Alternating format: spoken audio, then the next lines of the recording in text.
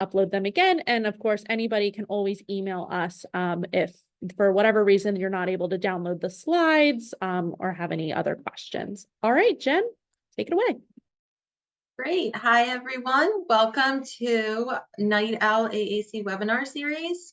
My name is Jen Lisberger. I'm one of the speech language pathologists at Tech Owl, and I'm here with my colleagues Haley and Ming.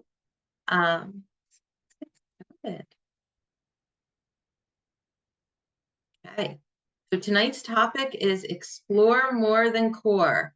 We love a fun thing that rhymes.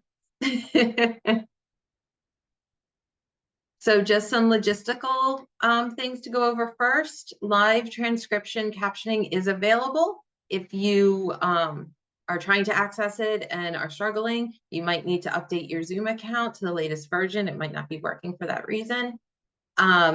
We do have the chat and the Q&A both available. We ask that you put any comments in your chat and any questions in Q&A. I like to keep things pretty chill. So if there's a question that, we want to answer in real time, I'm absolutely happy and willing to do that. And then we will be using the chat feature during the presentation for comments. So just keep that in mind. And there will be more time at the end for additional questions.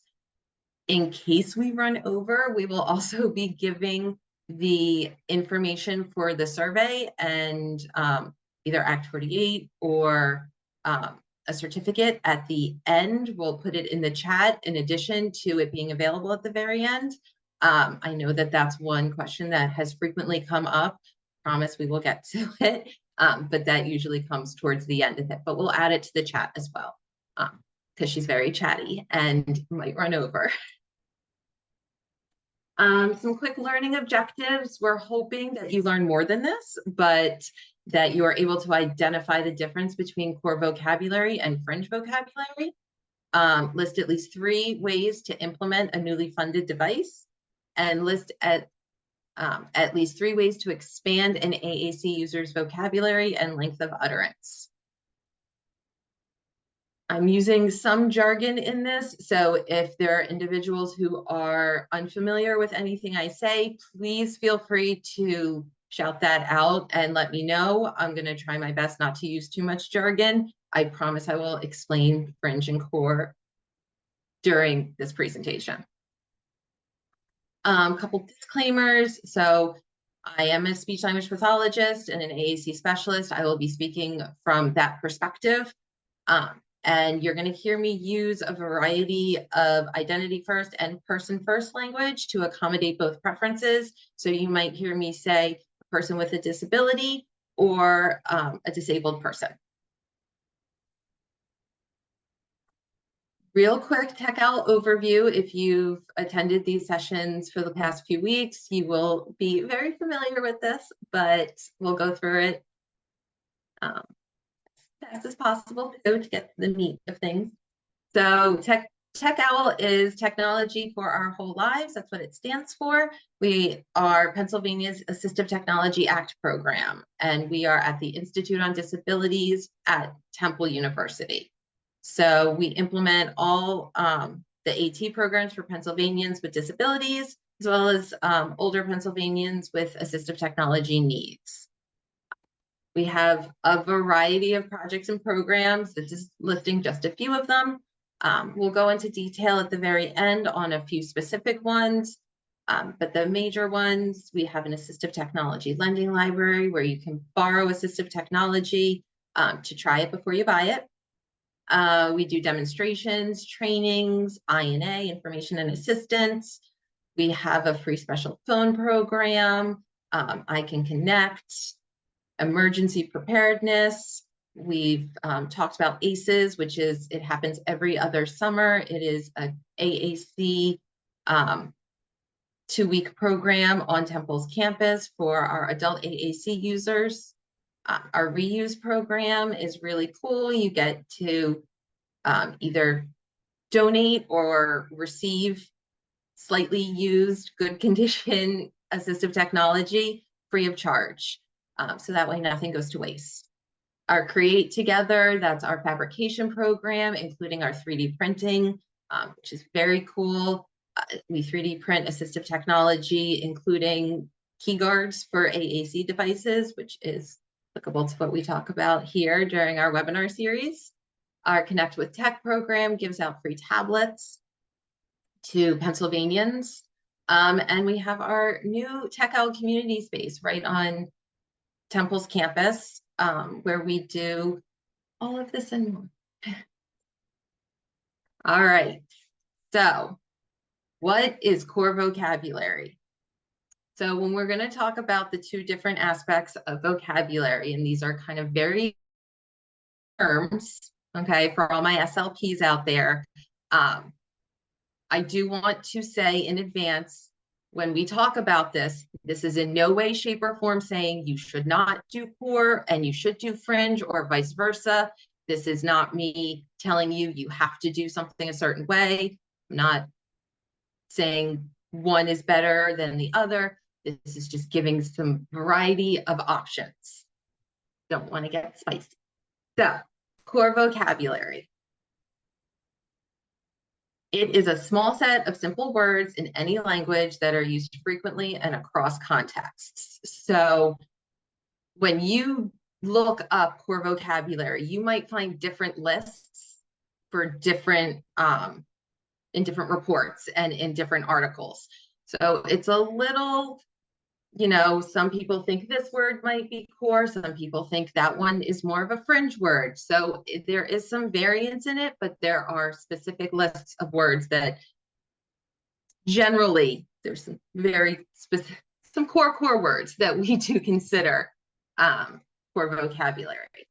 So here's just some examples, and you can read that at your leisure.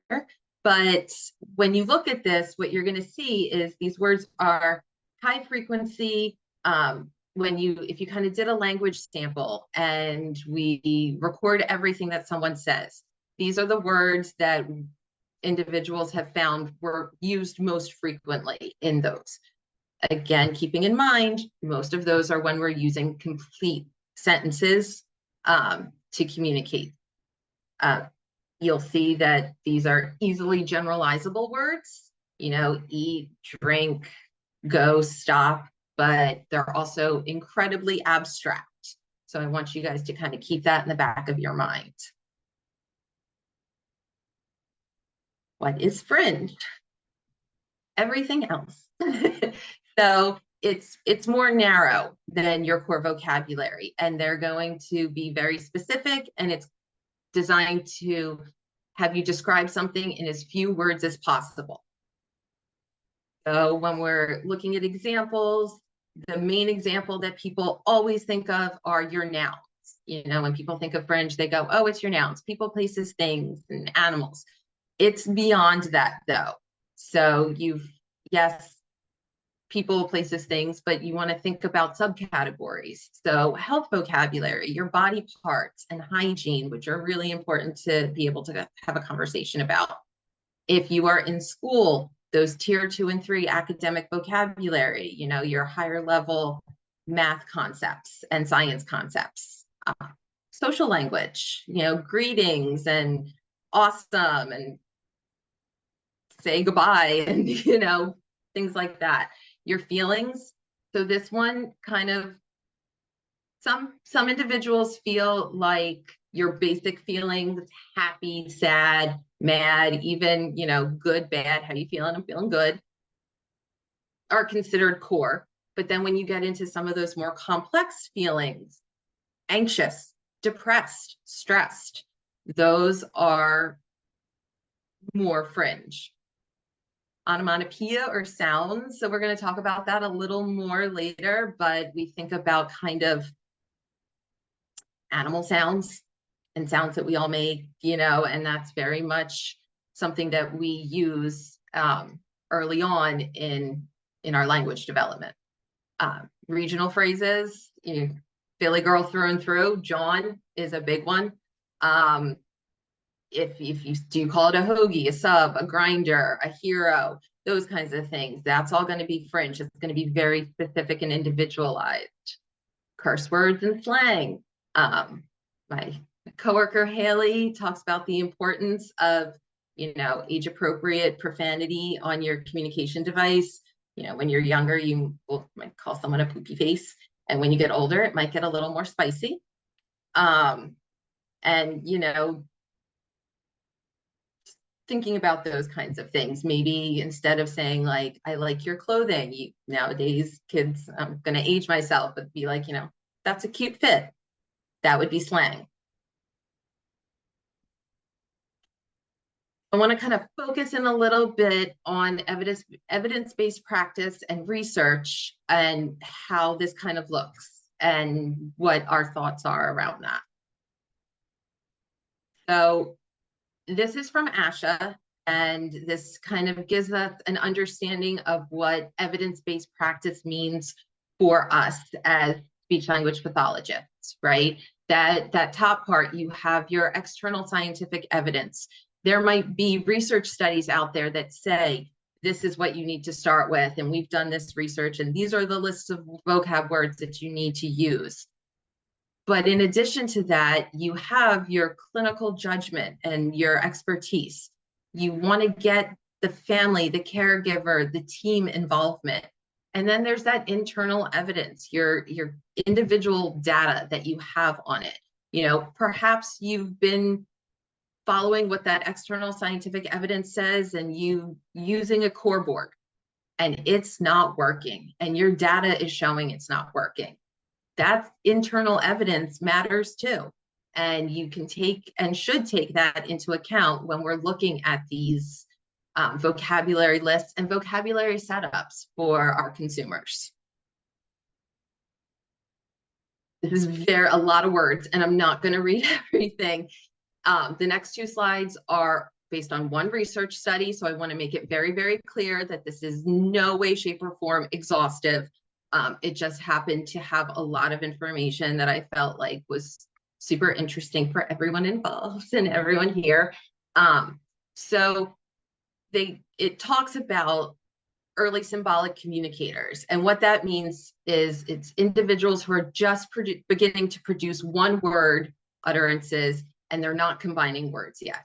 And looking at individuals who, are using that, as kids and as their language develops, are we able to mimic that in our beginning AAC users? Because if you're a beginning AAC user and you're not yet combining words, can we consider you an early symbolic communicator, right? And if we do, what should your setup look like? What should that page set look like? And what they're finding is there's a mismatch there, that the words and the language and vocabulary that those early symbolic communicators are using in those language samples is not the same as the vocabulary that we are pre-programming on our AAC users' communication devices. There's kind of, and I've talked a little bit about this, but you see on here that for vocabulary, there's so many different lists. So we even struggle internally to define what is core, and people there's differences there.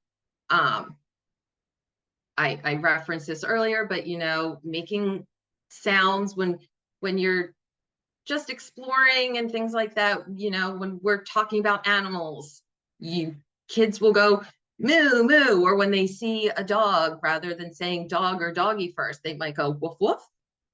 And that's what they associate, what sound does the train make? Choo, choo, yay, as you're playing and things like that. And we don't program those on communication devices. And it's an area of high importance during those early stages. Next one. So, what they also found was those initial words that those early communicators or symbolic communicators are using are very, very individualized, very personal, based on their experiences and their interests. And again, If we're giving core vocabulary, that's not what that is. That's that fringe vocabulary.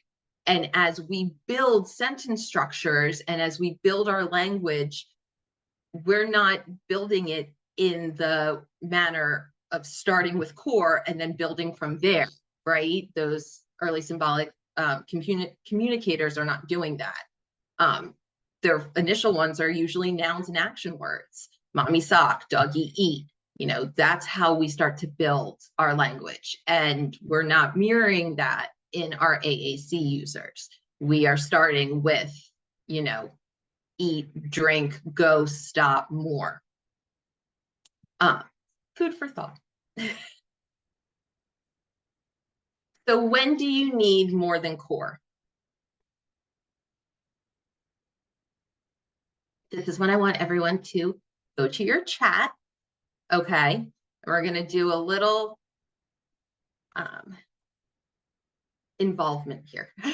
So as the AAC user, you have given me a board of core vocabulary. Okay. And I use it to say eat. I want you to put in the chat either what you're going to ask as a follow-up or what are you going to bring me? I'm going to ask my colleagues are going to read some of this out loud. And if you have follow-ups, I will be using yes and no to answer. Because that's, I have, let's say I have eat, yes, no.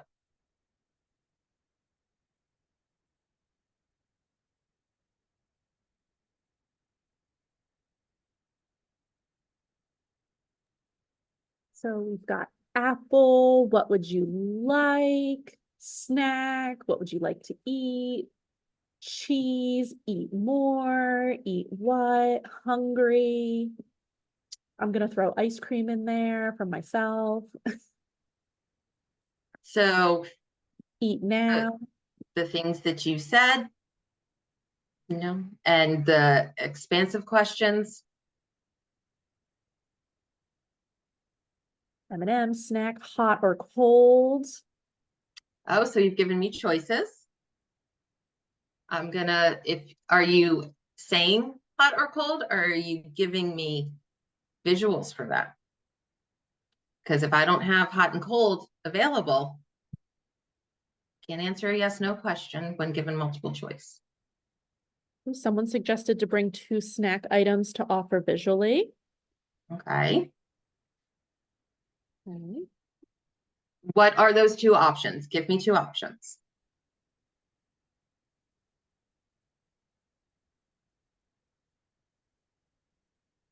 Apple and goldfish. No. And if I don't have yes and no, maybe I just push them away. How about popcorn and goldfish? Pushing it away. Ooh, ask if you want to eat more or are done eating. Another strategy, show me what you want.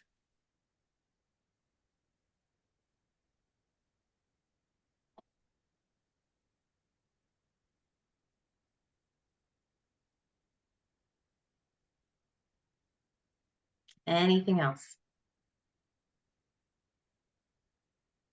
No more guesses. Okay. So what I'm going to say, thank you. And thank you everyone for participating. What I'm going to say is that took about 2 minutes. She's getting hangry. Right? Okay.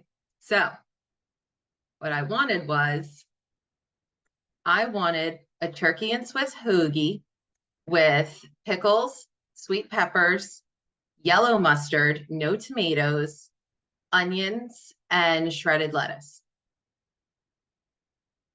Now, imagine if I had to put all of that together, number 1, okay? That's a lot of words to put in there. Everyone went to snacks, which like I get, okay, snack time. We didn't know what time of day it was. We didn't know my preferences.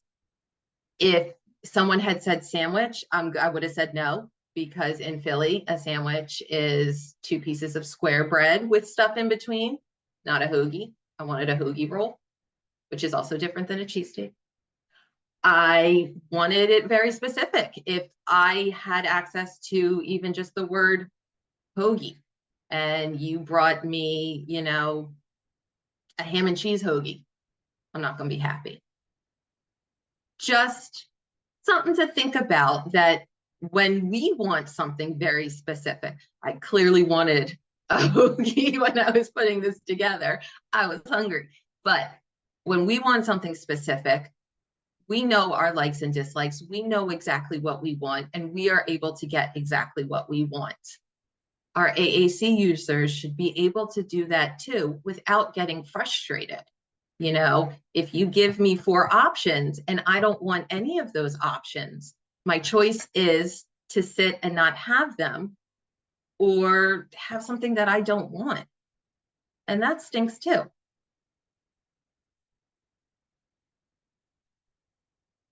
Oh, yeah, right there. So we'll kind of come back to that as a concept, but ways to incorporate beyond core. When do we go past it? Let's say you've been working on core vocabulary for a while with this individual. So you've got eat more, help, they're using it. How can we, what now what? Well, let's expand. Let's go beyond that within it without losing the core that you have, right? Eat fries. Again, I think I had very specific food on my mind when I did this. More jump. Help shoe, help me with my shoe on, tie my shoe, things like that. So maybe we look to really increase the specificity of what that core is to expand the utterance and increase that likelihood that I'm going to get exactly what I want, as opposed to like eat more. Well, that's 2, which is not bad, but that's 2 core words. What if I don't want to eat more? Or what if I want to eat more, but I don't want to eat more of what you've given me? You gave me a goldfish. I say eat more. You're going to give me another goldfish. Well, I don't want another goldfish. I just want more to eat. What do you think about? Jen, we do have a kind of like a question or conceptual Yeah. question in the chat. With like, especially the examples that we're talking about, what age would like the hypothetical person would be? And the person said, just asking about age when, especially when working with toddlers, because usually, you don't, I rarely give toddlers whatever they want to eat. Would give choices or get what they, or they get what they get. I mean, so, you know, there are instances that I can't have something that I want. I can still talk about it, and sometimes you can say no. You know, I think it's really important if you're, if as we're working on our language development and you ask for something and it's not available, that's a really important concept to learn and to work on. So my hypothetical example, I don't know that a toddler is going to necessarily ask for, you know, a turkey and Swiss hoagie. If they do, like, rock on, love it. Let's have a lunch party. But, you know, I think that's very much a personal decision, even with the family. Like if the family's like, listen, you know, they can't have X, Y, and Z. Choices are absolutely appropriate, you know, and I'm not saying that you have to have this for everyone. If a choice that they want is not, if you've given them, you know, 4 choices and what they want isn't there, and they indicate that in some way, sometimes you can say, these are the only things that are available right now. I'm sorry, you know.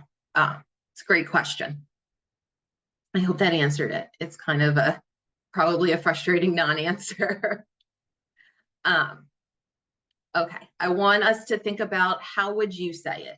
So a lot of times the things that we put on devices and the way that we work on, you know, expanding vocabulary aren't how their peers are talking. You know, I don't know the last time I was doing an activity and I said my turn outside of the therapeutic, you know, environment, or, you know, when you're working maybe with a toddler, you might say like, oh, my turn, you want to turn, and you move on. But can we focus on other language instead of that? Maybe social language, maybe phrases and things to kind of engage in whatever the activity is, that was cool, I saw you did that. Even like, oh, can I have a turn next? That kind of stuff. But that back and forth, my turn, your turn. I don't know many instances that I've heard that. I've never said I want eat. That's how we work on things. We use the carrier phrase, I want, and then eat. But I've never heard anyone out in a restaurant say, I want eat. Let's think about that and think about how we can help our AAC users, mimic the language that they're hearing with their peers. We can focus on specific foods. I know that we don't always want to focus on food and we don't always want to focus on nouns, but you can also put phrases in that, maybe if we're not working on, and I'm going to talk about different apps in a minute, but if we're not working on sentence structure necessarily, maybe for our adult consumers who are just starting to use AAC, can we give them phrases instead? If we're not working on that sentence structure, do you want pizza? I wrote this, I was so hungry, I can see it. Questions, phrases, it's okay. My turkey sandwich situation, that could be programmed in. If that is my go-to favorite, again, we're in Philly, if that's my Wawa order and that's what I want every time I go, we can just program that in there. And that is actually giving me greater independence because I am able to interact with someone and give them my very specific personal order, as opposed to saying eat, and now we're playing, 20 questions and it's yes, no. And I'm getting frustrated because I probably wouldn't end up with that exact order at the end of those questions, right? We do that over time and you learn each other's preferences. If you go somewhere and as time goes on, I know that, this consumer, doesn't like anything, no condiments on their sandwich, and they don't like lettuce, but they do really like tomato. Like, we figure those things out and help program those on their device. Familyism, slang, cultural differences, how is everyone going to say it? Again, I said it earlier, I'm in Philly, we say John. That can be on there. Slang terms, that change as you get older. You might have something that you joke around with your family about, that you're sitting at the dinner table and the family all says one thing and it's a joke and it's a running joke, and the person with the AAC device doesn't have that programmed on there, so they don't get to interact and engage in that way. We can help them do that. You can program that on there so that way they're getting even more of that social dynamic. It is all the time, and this was a phrase that one of my grad school professors used to say all the time. I think of her every time I say it. Is the juice worth the squeeze? We want to make sure that AAC is not just effective, but efficient. If it is not efficient, it's not effective, right? If it takes too much time to do it, it might not be worth it to do it. So I want you to think about those individual, and I'm not saying not to use all the things that are available. We can absolutely work up to and build up to that, right? But if someone is using, let's say, alternative access, if you're a switch scanner, if you're using eye gaze, especially to start, it can be really physically demanding to put multiple words together to get your needs met.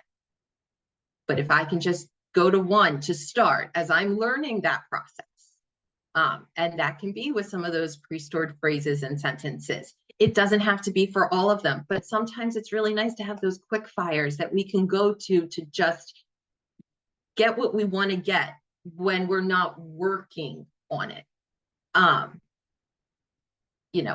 If there are, I feel personally that a lot of behaviors, positive or challenging, are communicative in function. Okay. We might not know what the person is communicating, but that's where that comes from. And we can use AAC to help give words that will help decrease that frustration. In that moment earlier, I was getting frustrated. I'm hungry. I might get, a little antsy. And someone might, I mean, for better or worse, say like, "Oop, Jen's getting feisty and she's, she might be banging her hands on the table or she just walked away." Okay. Because I didn't have what I wanted. Can we help with this? Why say I want ball if I say ball and I get the ball, why am I going to use multiple words to get the same thing? Juice isn't worth the squeeze. If I say ball and you give me the ball and I say I want ball and you give me the ball, but it's like doing the same job for doing more work for less money, right? Or the same money. So can we expand in a meaningful way of, if I say pink ball because that's the ball that I want and like, and I get the ball that I want, I put more effort in, but I get exactly what I want. So the juice is worth the squeeze. My effort has paid off because I'm getting exactly what I want. I'm willing to use more words and put more effort to find those words to get exactly what I want. When we're looking communication, access, or acquisition. And I kind of talked about that a little bit, but are we starting out, and we think about this a lot with our adult AAC users who are just learning, they might have never even had exposure to AAC before, because when they were in school, it might not have existed. Are we working on them accessing the language that they currently have so that listeners can better understand you? Or are we working on the acquisition of new vocabulary? And it's okay if it's one or the other or both. And let's give multiple options. What is it that we're doing? Let's think about that. You want to think about the age of your consumers. You want to think about your AAC real estate, especially if accessibility and accessing the device is at all coming into question. You only have so many icons per page. It could count.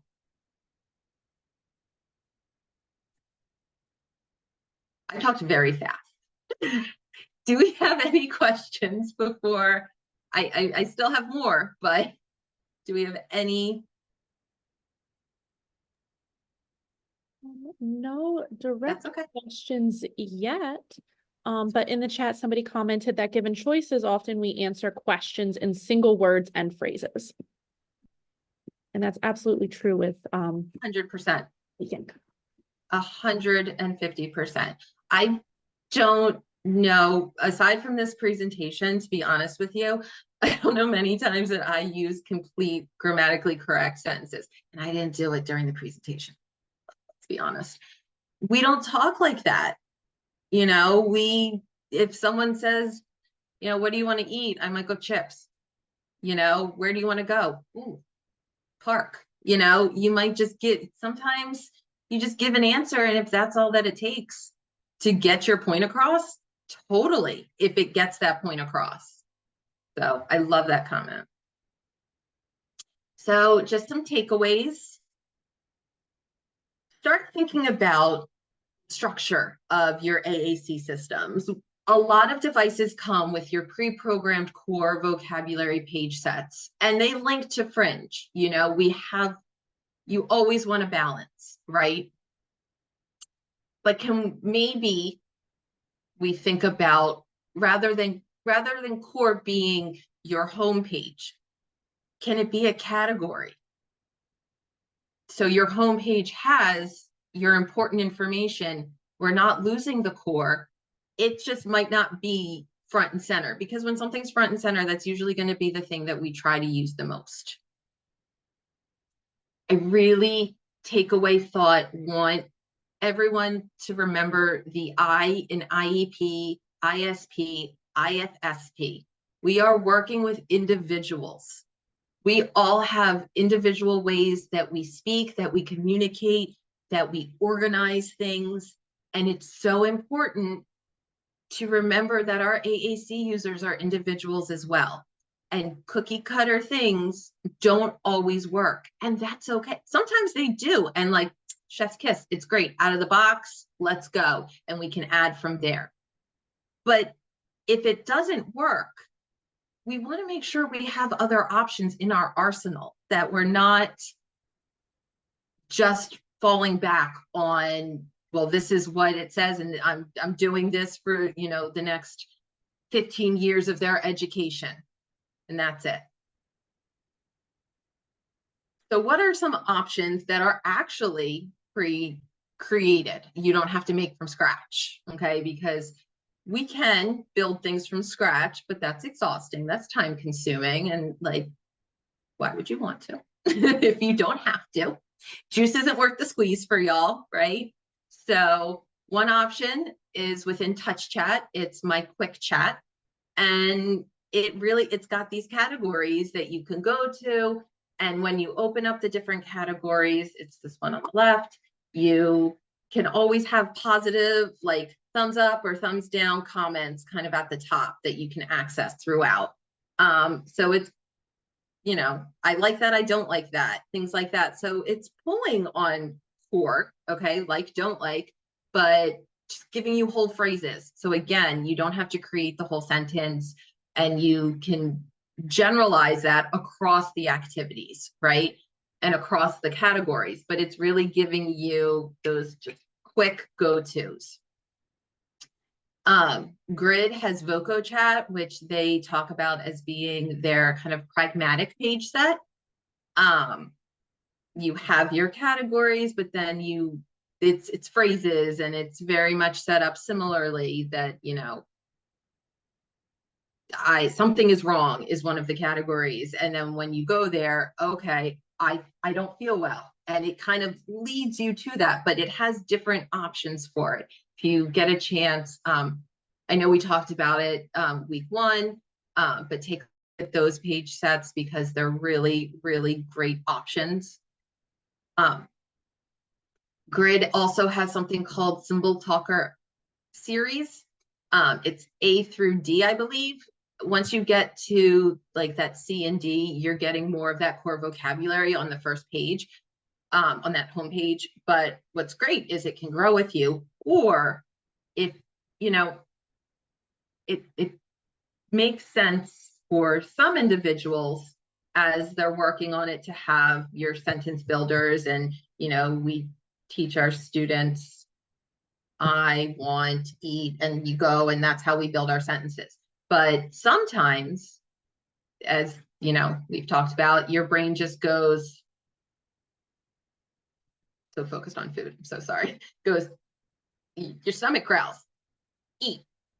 I'm going to go to my food category because that's where my brain is going right now. And then I'm looking at the time and I'm thinking about it, and dinner. So I can go to my dinner page. And then within that, it'll have your sentence builders on the left, or it'll just, and it has the vocabulary on the right. You can put your phrases in there, or you can build the sentences. So this one has, it's for money. So you have your sentence builders on the left if you want. I have, it costs. How much does it cost? You've got your questions, but you also have kind of that fringe available.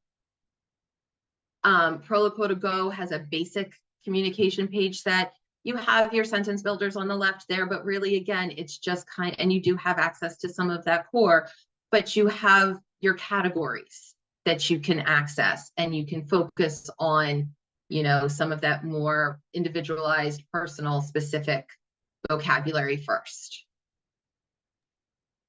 We have a couple more comments in the chat. Someone had mentioned that, I think a little earlier, that this was especially relevant for Gestalt language processors. Absolutely. Yes. We want to consider different ways for folks to learn and access. A couple more comments. Someone else said, I work with preschoolers and we try to use phrases like, let's do that again. I like that. I don't like that. This is fun. That's funny. Help, etc. across the board. And then another comment, generic page sets can also be customized with messages that link and visit the page where a response might be located. 100%. All very, very accurate. And that study from earlier talks about the fact that like we model things, right? We might model a phrase. But what they found too was that kids don't necessarily, give back that entire phrase, but they would give back one salient word from it. It doesn't mean you don't model it, right? Same for your AAC users. Love the comment about Gestalt language processors. I didn't delve into that because I feel like that is an entity all its own, but I don't want you to think that it wasn't considered, and I never want to leave a group out, okay? And I think it's so important. It's something that I am continuing to learn about, and it's a conversation that we have internally about, and within the field of AAC, how would you structure a communication device for a Gestalt language processor? And it's a really good question. And I think that there are different ways to do it. And if you have thoughts on that, like, please share it in the chat. I think it could be a really awesome dialogue. I, want to put it out there to you guys to start thinking about that and really taking into account all of those individualized possibilities, that you don't, if you use one of those page sets that comes pre-programmed, individualize it, make it their own, work with the consumer and have them help you make choices. I used to sit with my students all the time and have them choose the picture. As we're looking at the pictures, they would choose the picture for whatever it is that they wanted. We would run through lists of things of, do you want it to say this? Do you want it to say that? How do you want it to say it? Things like that, especially if it's saying a phrase, right? And having them as involved as possible. Fantastic comments. Love it.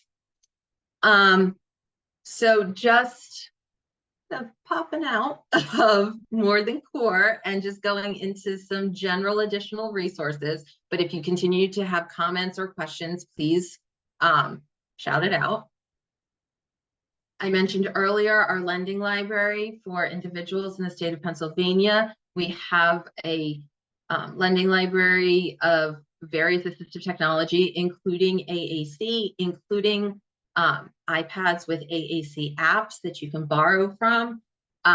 If you are not in Pennsylvania, every state has an ATAC program. You can find yours through our website. Actually, there is a link to show you who your ATAC program is within your state and connect with them to find out about the different programs that they offer, including a lending library.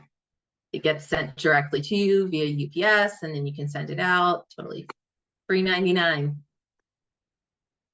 AAC specific services.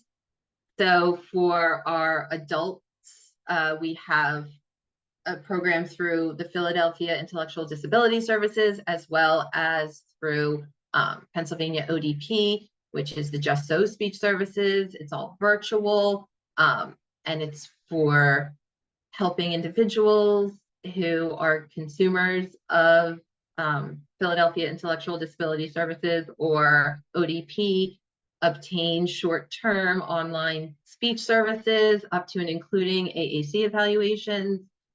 We know that services kind of fall off the map when you turn 21 and when you leave school, but the need doesn't always go away and doesn't go away. And so we can help you kind of fill that gap. We have early intervention services through Philadelphia as well, where we can give you information, assistance, consultations on AAC and assistive tech and how to incorporate it. We do free device demos and video chats with the SLPs at Tech Owl. I mentioned augmentative communication empowerment supports, that's ACEs. It's a real good time. It's not this summer, it's 2025.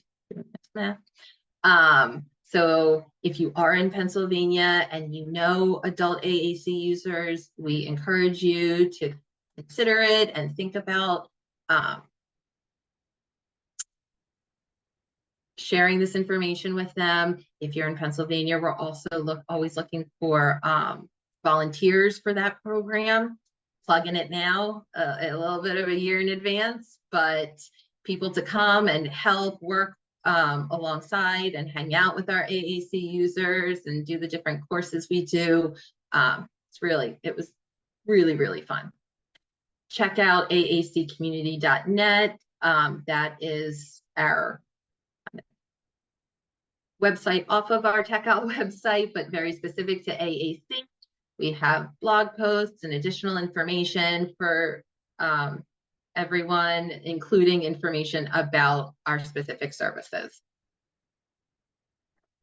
Follow us on social media. We have a really great social media on Facebook, Instagram, TikTok. We post videos about specific things that are going on in Pennsylvania, but also just in general about assistive technology. You can find a lot of information about our 3D printing and fabrication program, about our new community space. It's really, if you don't already, we are at Tech OWL PA.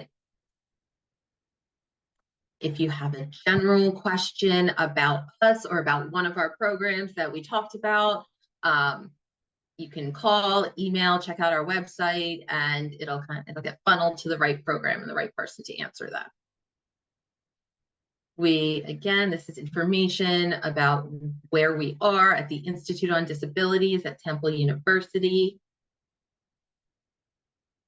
If you haven't already, please register for our upcoming webinar sessions every Wednesday, the next 2 Wednesday nights, starting at 5 p.m.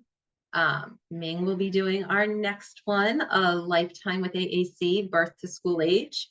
And then after that, Cassie, who is not here tonight, will be doing a Lifetime with AAC, School Age to Adulthood. So really looking at, those transition periods.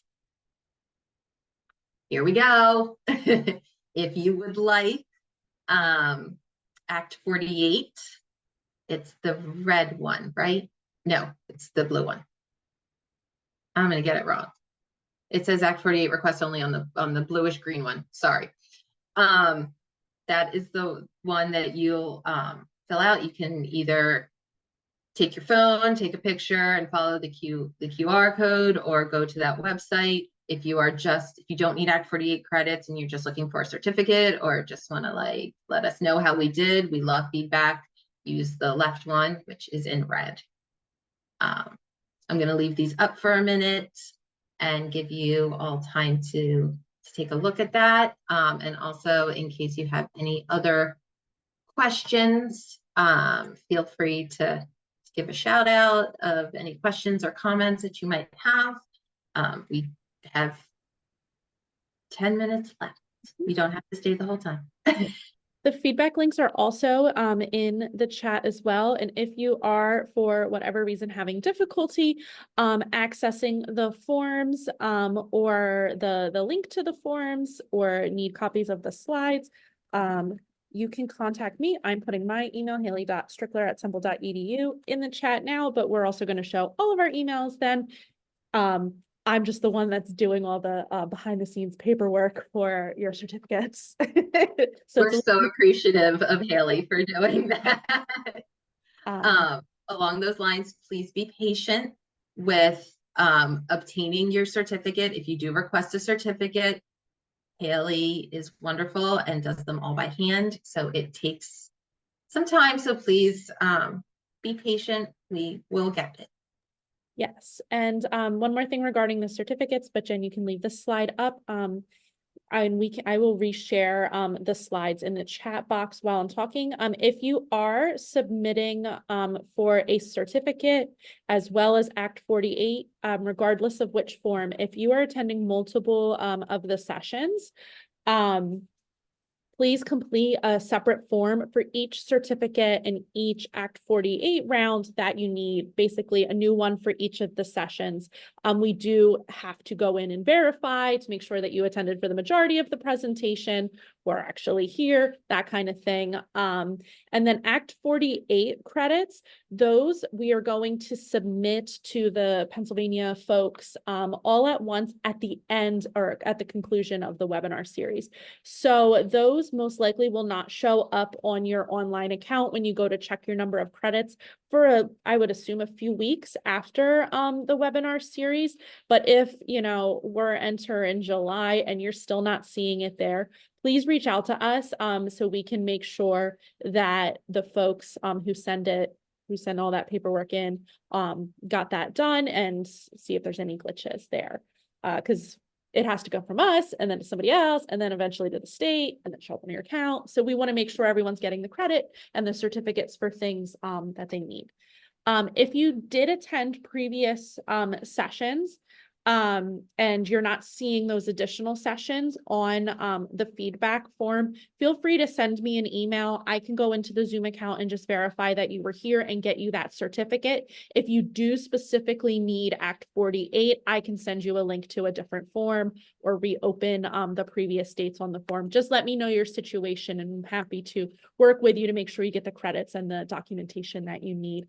I'm going to upload the additional or the handouts again to the chat. If you're not seeing those, shoot me an email, I'll get them to you.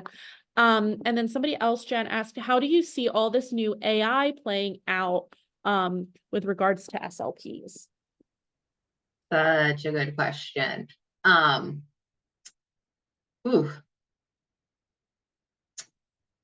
I think that, you know, there are multiple ways that can go. I think we're seeing it somewhat in some of the apps already, kind of how they help generate whole pages. I know we've talked about Avaz and how they kind of use it to generate a full new page. If you give a topic, they'll automatically, at least their new update coming up, like when you're in the editing feature, if you put in like monster trucks, because that's something you're super interested in, it can auto-populate vocabulary related to that topic for you. And then you can go in and edit it from there, which I thought was like a really cool way to use that type of feature. I'll be honest with you, I've gone to some sessions on AI and AAC. I think I have I'm still wrapping my brain around it and how that looks and what that's gonna kind of do to the world of AAC. Yeah, again, probably more of a non-answer, and I apologize for that. I think I'm excited to see how it's going to be used and what comes. If any of our participants have any thoughts or ideas about it, we would love to hear that in the chat. Love a dialogue about this. We nerd out on